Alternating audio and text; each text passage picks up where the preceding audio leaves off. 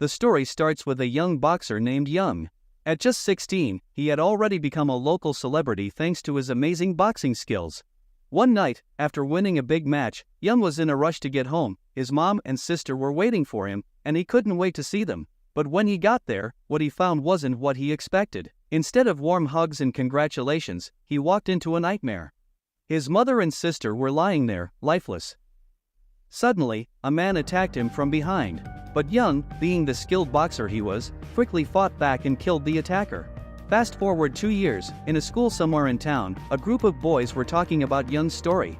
They had heard that the people who attacked his family were actually thieves, and Young had taken them all down with his bare hands.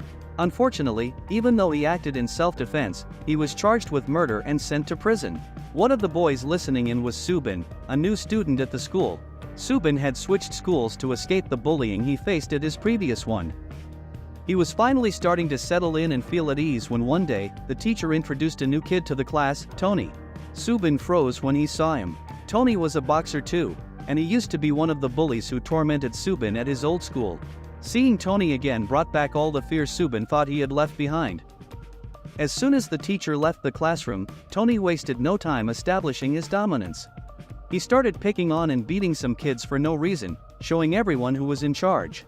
Eventually, he made his way to Subin, intending to do the same. Subin stayed silent, too scared to stand up for himself. That's when one of his friends stepped in to protect him, but Tony didn't care. He pushed the girl aside and even raised his hand to slap her. For the first time in his life, Subin found the courage to stop Tony. But instead of backing down, Tony got even angrier. He planned to beat Subin. Fearing for his safety, Subin grabbed a pen to defend himself. Tony just taunted him, repeating, "Go ahead, use pen, hit me, you weakling." Seeing no way out and caught in Tony's grip, Subin panicked. Without thinking, he stabbed the pen into Tony's eye. What's next? Subin was charged with attempted murder, but when it came time to testify in court, he couldn't bring himself to speak up against Tony.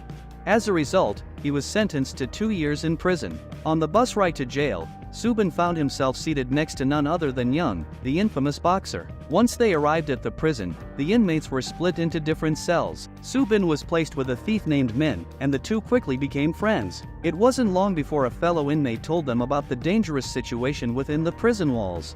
There were 3 powerful prisoners who ruled the place: Jun, Akio, and Han. Jun was the most reasonable of the 3, often stepping in to stop Akio and Han from bullying the other prisoners. But recently, Akio and Han set a trap for Jun, and as a result, the police had locked him away in solitary confinement. With Jun out of the way, Akio and Han freely terrorized the other inmates. However, the most feared prisoner of all was still Young. Even though everyone was afraid of him, Young had his own code. He never fought without a good reason. The next day, Subin and Min stood silently, watching a football match between Akio and Han. Suddenly, 2 players got hurt, and Han called Subin and Min over to his team, inviting them to play together. Both boys silently agreed, but Subin was nervous. He didn't know much about playing football.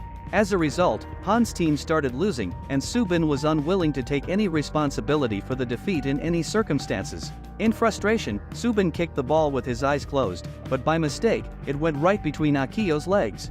The unexpected kick caused Akio to stumble, and he fell to the ground in pain, furious about what had just happened. His friends immediately began dragging Subin toward their cell. Terrified, Subin recalled the bullying he had endured at his previous school and started begging for mercy, but his pleas fell on deaf ears.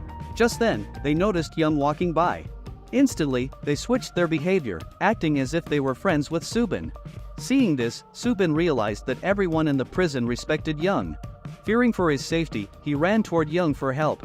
Although Young typically avoided unnecessary trouble, but he couldn't ignore Subin's desperate pleas. When Akio tried to stop him, Young quickly knocked him down with a single punch.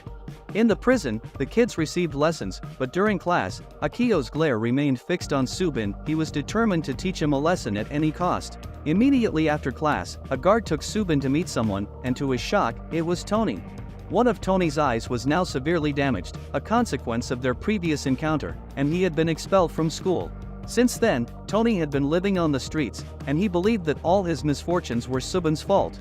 Fueled by anger, he was determined to kill Subin at any cost. As Tony loomed over him, Subin instinctively began begging for his life, but his pleas fell on deaf ears. During the confrontation, Subin's eyes caught a glimpse of Young, who was training nearby. In that moment, a realization struck him: he still had 2 years left in prison, and if he learned boxing well, he might stand a chance at protecting himself. Without hesitation, Subin approached Young and asked him to be his trainer. At first, Young refused, suspecting that Subin might try to exploit his abilities. However, when Subin expressed his desire to change and recounted his experiences, Young began to believe that Subin was serious about staying on the right path. Still, Young insisted that Subin would need to prove himself first. He set a grueling test. Subin had to complete 100 laps around the training ground within 40 minutes. This training was crucial for Subin's survival, so he started running, fueled by the haunting memories of his past mistreatment. As he pushed himself to the limit, Subin refused to stop, even when exhaustion threatened to overwhelm him. With each passing lap, the images of his torment played in his mind, driving him forward. And hence he was ready to die but not to stop. By the final rounds, he was utterly spent, but Young saw the determination in Subin's eyes and called for him to stop. However, Subin, resolute in his mission, was determined to pass the test at any cost. By the time Subin was nearing his breaking point, he was so exhausted that he almost fainted. Just then, Young caught him before he hit the ground. Looking at Subin's condition, Young realized just how important it was for him to learn boxing. It was essential for his survival, so he quickly asked the jailer to move Subin to his room. Fortunately, the jailer was a fan of Young and recognized that he was a good person, so he agreed without hesitation. From the very next day, Young began training Subin. However, seeing how weak Subin was, he knew he'd have to push him hard. Meanwhile, Akio was plotting his revenge. His friends reminded him that Min was with Subin that day, and they thought maybe they could use Min to separate Subin from Young. As training went on, Subin was utterly drained. He longed for a break, but Young quickly reminded him that he wouldn't learn boxing with that kind of attitude. Inspired by Young's words, Subin forced himself to keep going. He worked tirelessly over the next few days, and slowly but surely, his body began to transform. During this time, a strong friendship began to blossom between Subin and Young. Outside the prison walls, Tony was getting into fights with every thug in the city, trying to prove himself. One day, during one of these scuffles, a notorious gangster noticed him. Impressed by Tony's skills, the gangster offered him a job, but Tony wasn't interested and insulted the gangster instead. In response, the gangster knocked him out with a single slap. Afterward, the gangster gave Tony one last chance to accept the offer.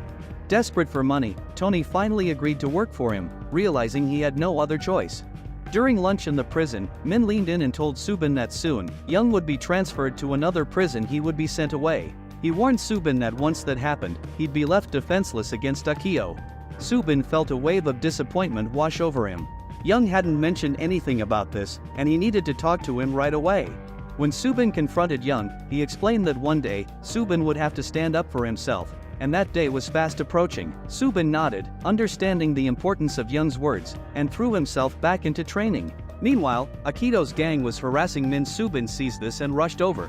When they tried to threaten him, Subin unleashed his boxing skills, easily taking them down. News of his victory spread quickly to Akio, who ordered his goons to bring Subin to him immediately. But now, Akio's men were the ones scared of a fight. They approached Subin, terrified, and asked for his help. Subin, feeling the pressure, went to face Akio himself. He started by apologizing for any previous misunderstandings, but Akio wasn't having any of it. Without warning, he attacked him. But Subin was no longer the same. He fought back in self-defense. Although Akio was still stronger, Subin held his ground. After a fierce struggle, Akio threw him to the ground, and everyone assumed the fight was over. But Subin, fueled by determination, jumped back up and started to land blows on Akio, until Young stepped in to stop him. After that, they quietly left the scene. Meanwhile, Tony's reputation was growing in the city, and he was becoming more and more dangerous each day. Back in the gym, Subin's training with Young had reached a turning point. During one session, Subin was to about punch Young in the face, and with this their journey also ends here, because Young was being transferred to another prison that same day. Before leaving, Young told Subin to keep working hard. Once Young left, Jun and Han were also released, meaning that the prison was about to change.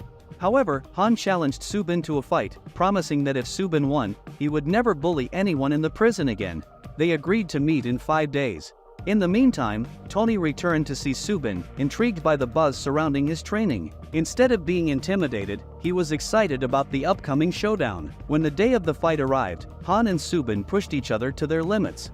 Han, unable to keep up with Subin's hard work, ultimately accepted his defeat and honored his promise. From that day on, no one was bullied in the prison, and gradually, all the factions became friends. 2 years passed, and when Subin finally walked out of prison, he was ready to face the world.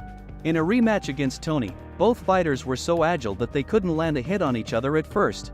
But soon, Tony returned to his aggressive ways, trying to overpower Subin. Just as Tony landed a punch, Subin remembered Young's training and stood tall. He used a special technique Young had taught him, landing a decisive punch that knocked Tony down for good. Afterward, Subin walked away quietly, knowing that his friendship with Young remained strong, even from a distance. And here our story ends, and guys, most importantly, if you liked this video and want to see more videos, then please subscribe to us. Thanks for watching.